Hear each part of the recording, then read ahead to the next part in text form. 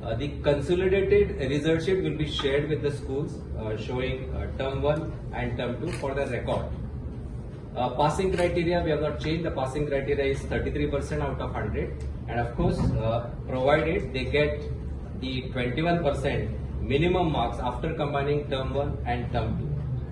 There is a provision of condonation marks, so called as a grace marks. If it is a general stream, there are 6 condonation marks.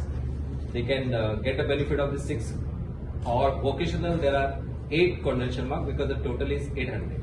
So it is a 1% of the total.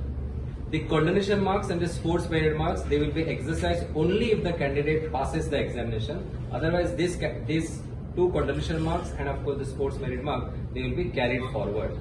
There is no passing in a particular subject and then going ahead.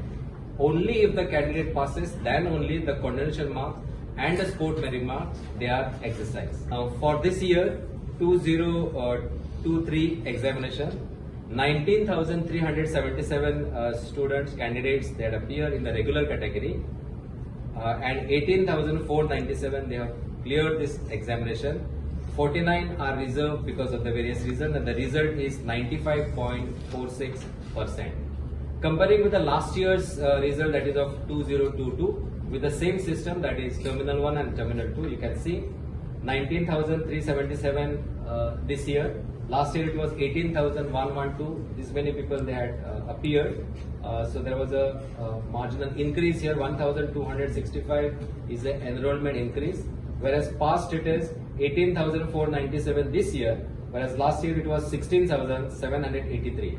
So 1,714 students will be the increase in the passing percentage of 95.03%. Girls 9,716 and pass rate is 9,316, whereas the pass percentage is 95.88. So girls, their passing percentage is slightly more than that of boys.